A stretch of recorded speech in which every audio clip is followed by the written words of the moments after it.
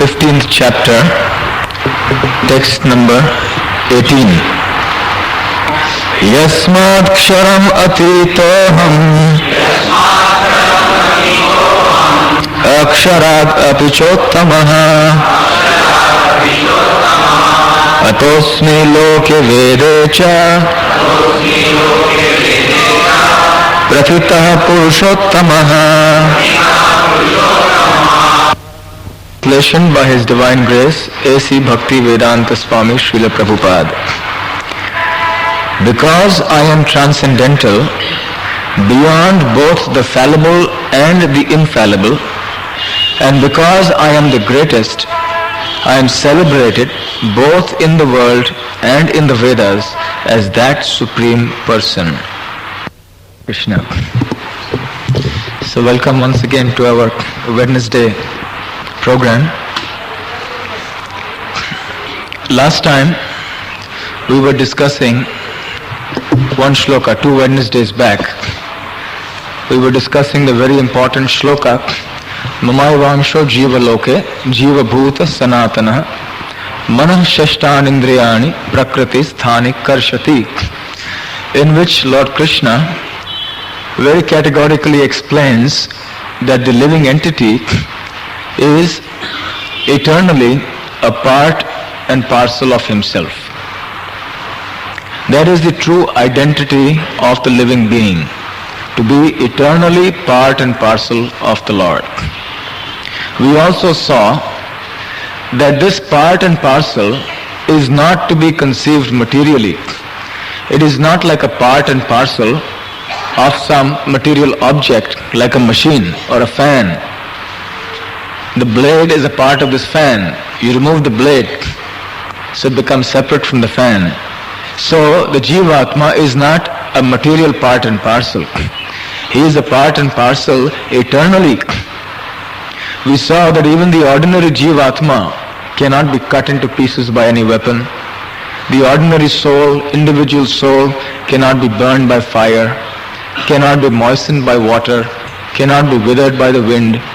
In other words, when even the ordinary individual soul cannot be affected by material circumstances, then how is it possible that the Supreme Soul can be cut into pieces and separated in that way? So we are not to conceive it in a material way.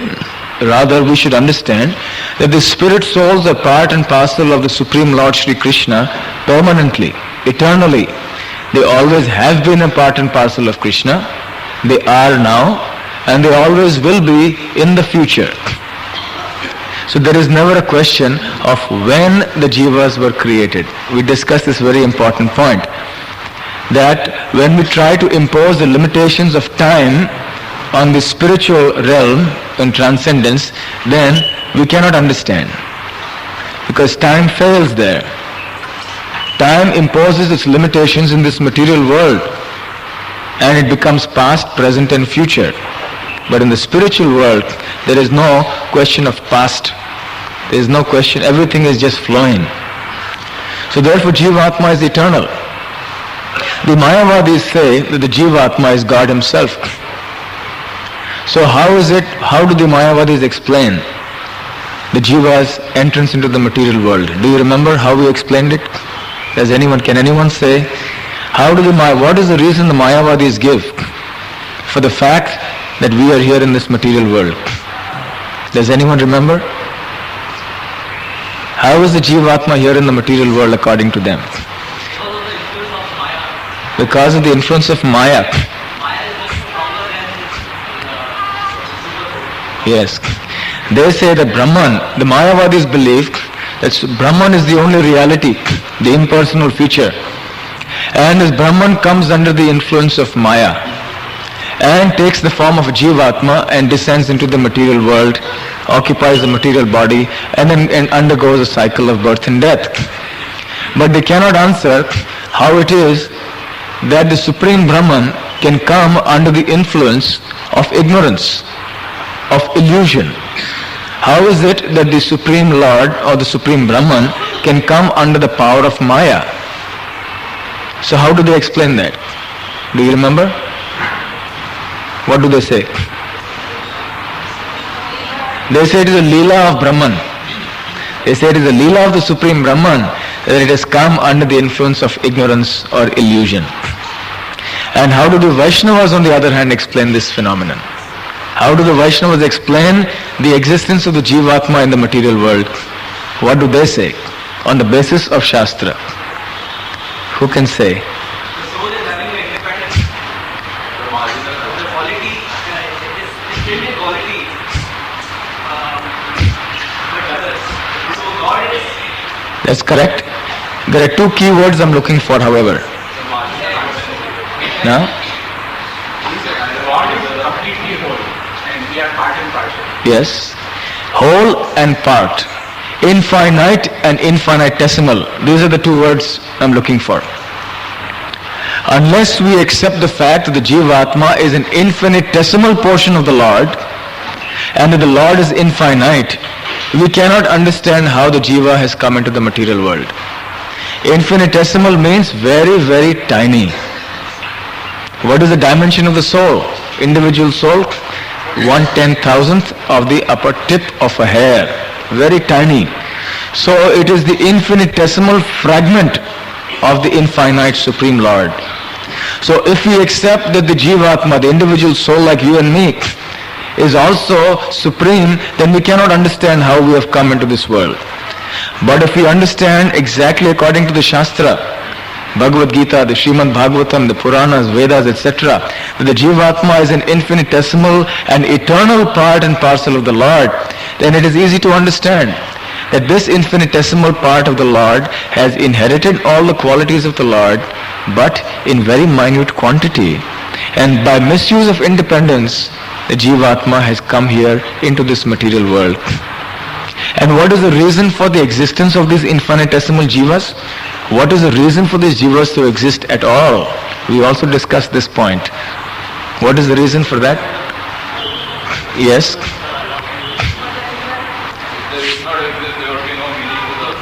Correct, absolutely.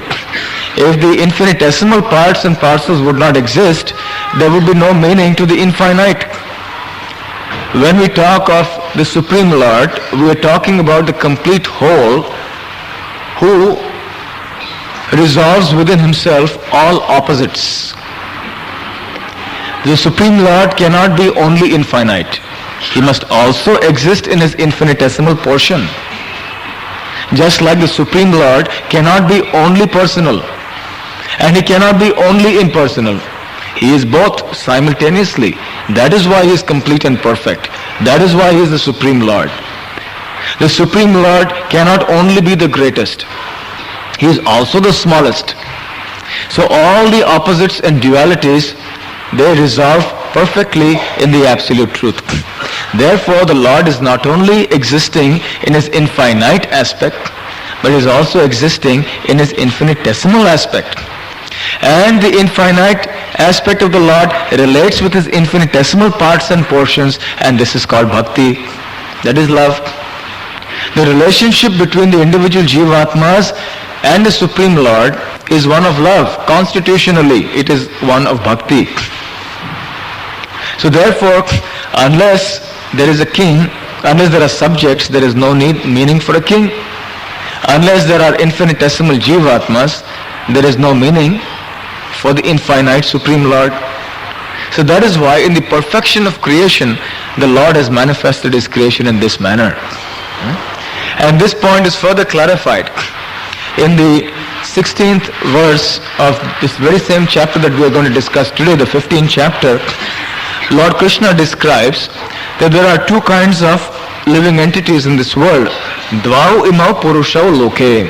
In this world there are two kinds of people. What are those two? Kshara, Akshara evacha. One is called Kshara and the other is called Akshara. Kshara means those who are fallible, imperfect. And Akshara means those who are perfect. And who are those who are Kshara or imperfect? Kshara sarvani bhutani. All the living beings in this material world who are in contact with the material energy, who are under the influence of Maya, they are called Kshara. And who are the Akshara? Kutastho Akshara Uchyate. those who are already steady and liberated, who are in the spiritual world, who are already serving the Lord, they are also part and parcel of the Lord, but they are in a liberated spiritual condition. So they are called Akshara. So Lord Krishna is explaining that there are two categories of living beings in this creation, material and spiritual, Kshara and Akshara. Those who are bound in the material world and those who are not bound. Those who are bound and those who are free. In the material world we find the Jivatmas are generally bound, and in the spiritual world you find the Jivatmas are free and liberated. In the bound condition in the material world there is struggle, as we saw last time. Prakriti sthani karshati.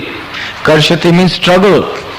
Having come under the influence of Maya, the Jivatma has to struggle because he has misused his independence. But in the spiritual world there is a oneness. But what kind of oneness is that?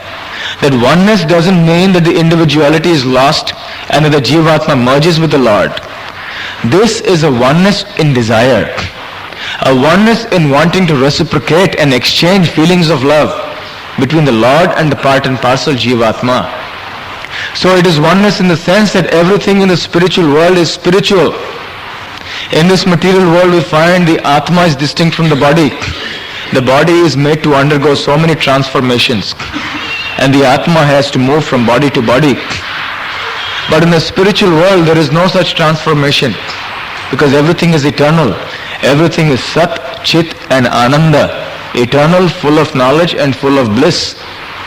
Therefore in that state of liberated oneness, the Jivatmas, the Akshara living entities are serving the Lord.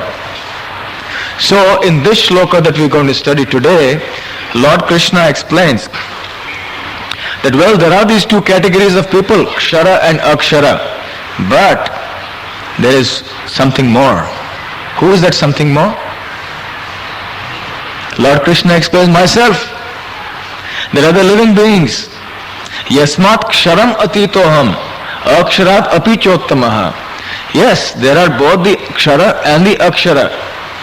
But beyond them, api chottama, I am the greatest person, Purushottama, and I am celebrated in the world and in the Vedas as Purushottama, the greatest person. So Lord Krishna explains, yes, in the spiritual world and in the material world, living beings are existing. But beyond and above all of them, I exist, transcendental, as a supreme person, above them all. So therefore in this verse, Lord Krishna is making it very clear once again that he is a person. The Jivatmas in this material world who are Kshara, they are also persons.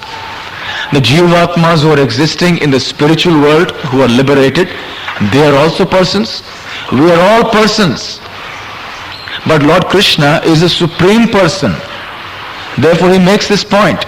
He doesn't only clarify that we are persons, but he goes on to say, Pratitaha Purushottamaha. Purusha Uttama. Uttama means the best, the supreme. So he is a supreme person. Srila Prabhupada explains in his purports here that these 2 or 3 shlokas, they give us the essence or the summary of the Vedanta Sutra.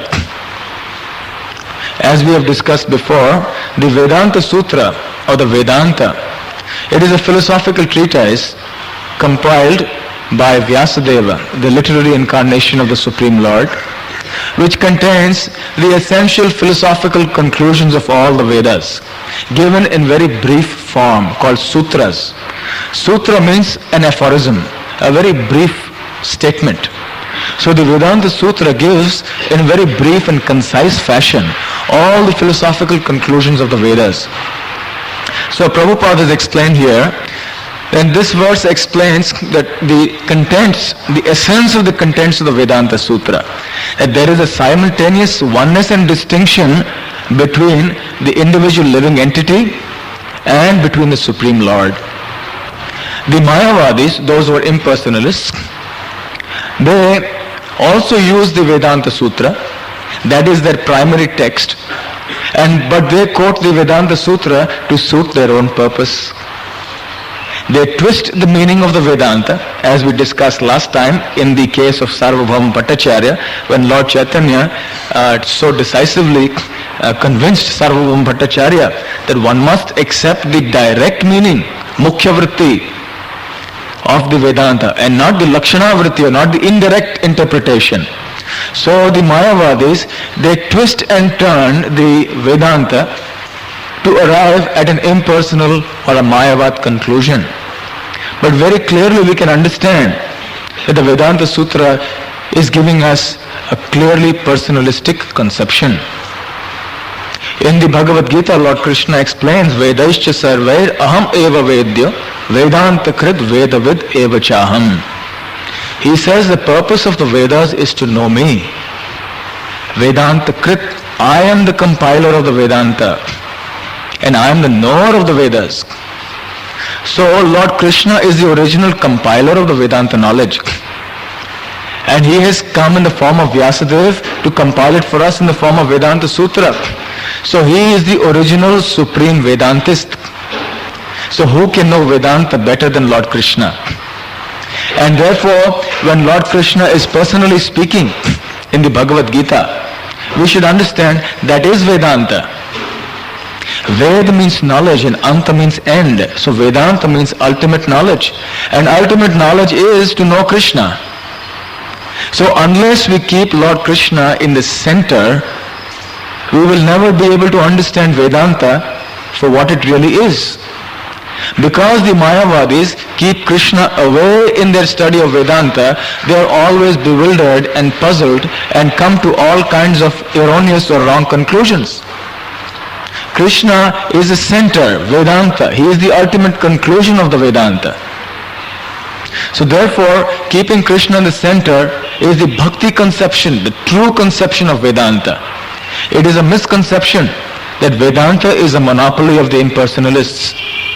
The followers of Shankaracharya, they are propagating this, that Vedanta is a monopoly of the Shankarites or the impersonalites.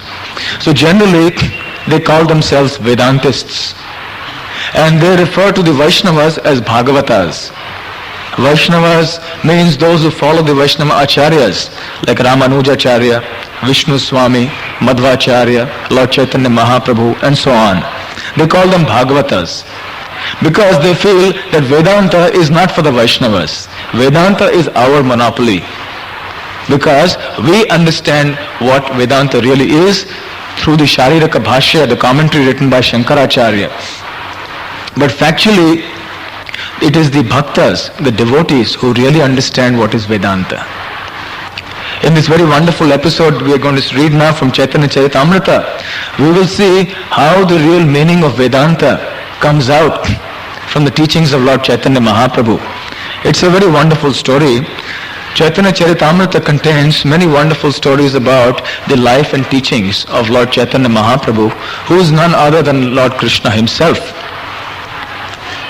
We have seen earlier how Lord Chaitanya Mahaprabhu, he convinced Sarvabhauma Bhattacharya, who was a great scholar, the greatest logician, grammarian and pandit of the land at that time, and he convinced him to become a bhakta.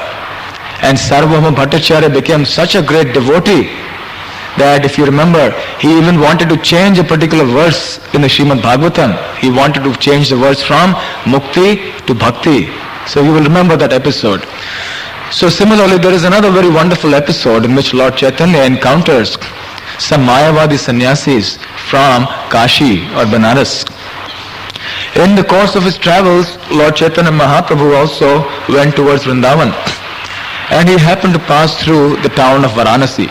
Varanasi or Banaras, also known as Kashi. Now Kashi is a stronghold of the impersonalist philosophers, the Mayavadis. Generally, there are two kinds of impersonalists. One are called the Kashi Mayavadis, and the second is called the Saranath Mayavadis. The Saranath Mayavadis are the Buddhists. They are also Mayavadis because they do not believe in the existence of the Supreme Person. But we have dealt with the Buddhist philosophy at length a couple of Wednesdays back, so we will not discuss them today. But these Saranath Mayavadis or the Buddhists, they were driven out in due course of time from the shores of India, and we find them now widespread in the Far East. But the Kashi Mayavadis remained. And even at the time of Lord Chaitanya Mahaprabhu, they were in a very strong position. So when Lord Chaitanya, as you know, because he is the Yuga avatar for this age of Kali Yuga, and his business was to propagate pure love of God by the chanting of the holy names, Hare Krishna, Krishna Krishna, Hare Hare, Hare Ram, Ram Ram, Hare Hare. So his business was to propagate the Sankirtan movement and bring about pure love of Lord Krishna in the hearts of one and all. So wherever he would go, he would make people chant and dance in Sankirtana. So also when he went to Varanasi, with his ecstatic chanting and dancing, the people of Varanasi were completely overwhelmed. And they joined him in big throngs, and thousands of people joined him in processions. And when the Mayavadi sannyasis saw this, they were very perturbed and disturbed that what is going on in our land, in our village of Varanasi. This person is a sannyasi, but he is coming here and in a sentimental fashion dancing like this. It is not correct. So they began to very severely criticize him. And Lord Chaitanya Mahaprabhu, actually, he didn't pay any heed to that. But he went ahead to Mathura. And on his way back, he stopped once again at Varanasi. At that time, some of the followers of Lord Chaitanya Mahaprabhu, they were becoming exceedingly disturbed that the Mayavadis were criticizing the Lord. The Lord was playing the role of a devotee, therefore he was tolerating the insult upon himself. But the devotees of the Lord could never tolerate the insult. So therefore they said to Lord Chaitanya that we are very unhappy. So we would rather give up our lives than tolerate this kind of blasphemy. And the Mayavadis on the other hand, they were continuing this blasphemy. They were saying that although he is a sannyasi, he doesn't take any interest in Vedanta. But he always engages in chanting and dancing in Sankirtan. That was their objection. That is also a common objection today, is it not? Generally people object very much to the dancing process. It disturbs people many times. So it is not a new phenomenon. It has been happening even from the time of Lord Chaitanya. So the Mayavadis, they do not look very kindly upon this process because they follow Shankara. Shankaracharya has said that the duty of a sannyasi is that he should wear a loincloth and he should take pleasure in understanding the philosophical words of the Vedanta Sutra. And such a soul is very fortunate. So the sannyasis following the line of Shankaracharya, for them the only business is to study Vedanta and be grim and serious all the time. That is their only purpose. So they feel that the bhaktas are sentimentalists, that they don't read books, they don't really study philosophy, they simply chant and dance. So actually this is a misconception, because the Vaishnava philosophy, the Vaishnava theology is a very, very exacting, comprehensive, profound philosophy, very, very deep.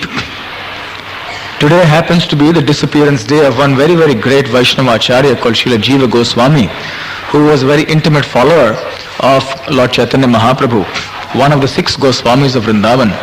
And the Jiva Goswami was a very, very prolific writer of philosophical treatises.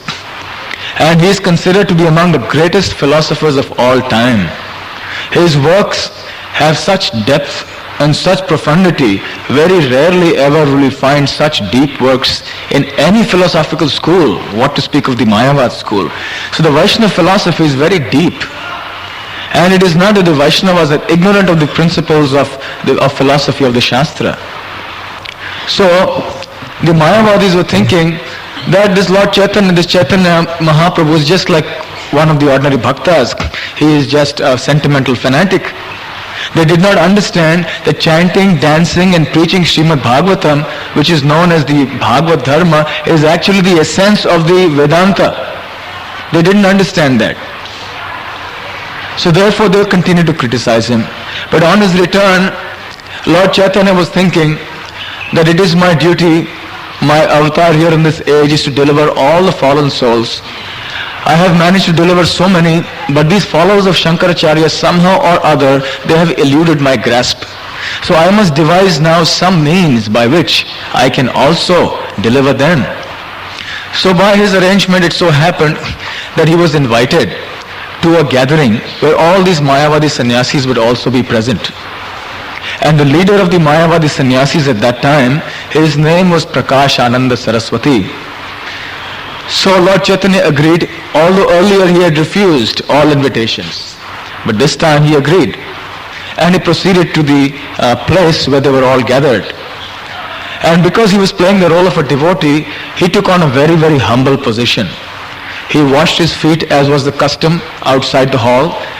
And immediately he sat down right there at the place where everyone washed their feet. Upon seeing that, and upon seeing his bodily effulgence and radiance, all the Mayavadi sannyasis there were struck with wonder. They understood this must be Lord Narayan himself. Such was his bodily luster. And seeing his humble position, the leader of the Mayavadis, Prakash Ananda Saraswati, immediately rose from his seat. A kind of attraction for him spontaneously developed in his heart. And immediately came forward and he said, Your Holiness, why are you taking on such a low position? Please come and sit in our midst. And by this action, he actually rendered devotional service. That was the beginning of his devotional service to the Lord. So the Lord gave him an opportunity to serve him and begin his devotional service. So the Lord accepted his service. But in a humble position, he replied that, well, you see, I am from a lower sampradaya, and therefore it is proper for me to sit here. You see, in the Mayavadi school, as we have seen in some earlier sessions, that Lord Chaitanya accepted sannyas in the Mayavadi school of Keshav Bharati. And the Bharati school is considered an inferior school, and the Saraswati school is considered a superior school.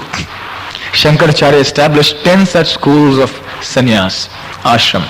So he said, I am from a lower school, therefore I am sitting at a lower place. But nevertheless, Prakash Ananda Saraswati escorted him by holding his hand and brought him to the midst of all of them. And then he sat down. And all the time the sannyasis, they were looking with great wonder upon Lord Chaitanya, because he was such a beautiful and effulgent personality. Then finally Prakash Ananda Saraswati inquired. So we will read now some wonderful passages from Chaitanya Charitamrita. Prakash Ananda Saraswati then said, I understand that your name is Sri Krishna Chaitanya. You are a disciple of Sri Keshav Bharati, and therefore you are glorious. You belong to our Shankara Sampradaya and live in our village, Varanasi. Why then do you not associate with us? Why is it that you avoid even seeing us?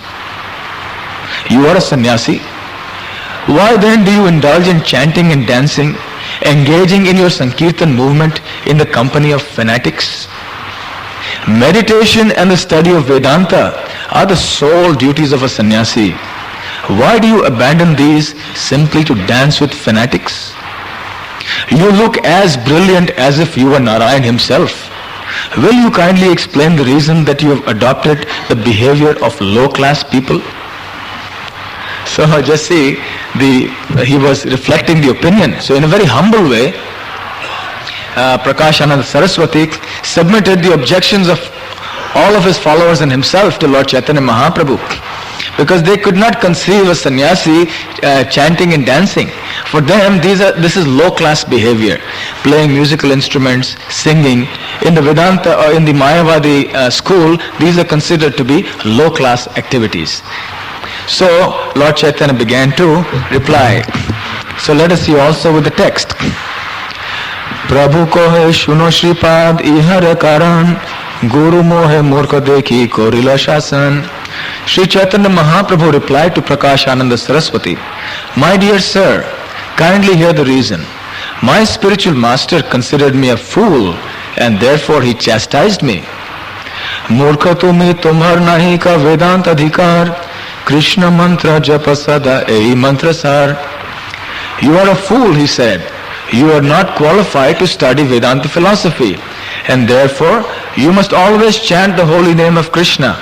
This is the essence of all mantras or Vedic hymns. Krishna মন্ত্র হইতে হবে সংসার মোচন, কৃষ্ণ নাম হইতে পাবে কৃষ্ণের চরণ. Simply by chanting the holy name of Krishna, one can obtain freedom from material existence.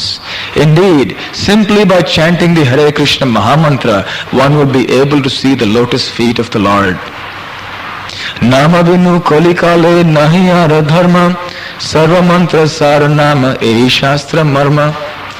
In this age of Kali, there is no other religious principle than the chanting of the holy name, which is the essence of all Vedic hymns. This is the purport of all scriptures. Eto boli eka shloka shikhaila amore, kanthe kori ei shloka kariha vichare. After describing the potency of the Hare Krishna Mahamantra, my spiritual master taught me another verse, advising me to always keep the name within my throat. And what was that shloka? You all know that. We say it practically every time. Hare Nama eva kevalam, kalo nasteva gatiranyatha. The translation, can anyone say? Who remembers the translation of this shloka?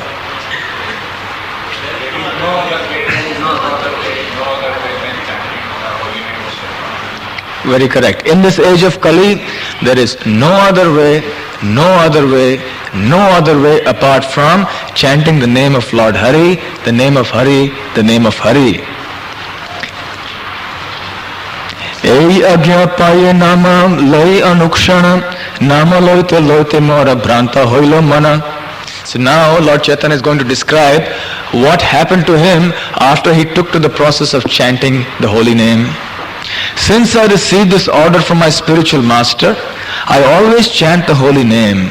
But I think that by chanting the holy name, I have been bewildered. Dhairya dharite nari holi mama unmata, hasi kandi nachi gai yaiche madamata. Unmata, madmata, these are various stages of madness. Pramatta, unmatta, madmatta. These in Sanskrit, they convey various degrees of madness. But of course in bhakti, that madness is a transcendental madness. So Lord Chaitanya explains, while chanting the holy name of the Lord in pure ecstasy, I lose myself, and thus I laugh, cry, dance and sing just like a madman. Tove dharya dhari mane korilun vichar, Krishna name jnana chana hoilo amar. Collecting my patience, therefore, I began to consider that chanting the holy name of Krishna had covered all my spiritual knowledge. Of course, how can Lord Chaitanya's spiritual knowledge be ever covered? He is just playing a role to teach us. He is taking on a very humble position to show us what should be the attitude of an ideal disciple. Lord Chaitanya was chanting the holy name simply because his spiritual master asked him to chant, and very faithfully following the instructions of his Guru Maharaj, he was doing that. And when all these symptoms started manifesting in his person, and he was thinking in